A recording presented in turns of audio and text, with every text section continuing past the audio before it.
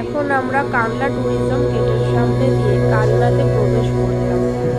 এটি হলো 108 শিব মন্দির। এই পবিত্র প্রাঙ্গণে পা রাখতেই যেন মনটা শান্ত হয়ে গেল।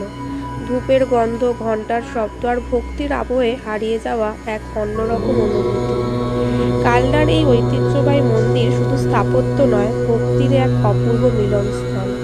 একসাথে 108টি শিব মন্দিরের সারি, যেন ভগবান শিবের আশীর্বাদের বৃত্তে নিজেকে ঘিরে ফেলা।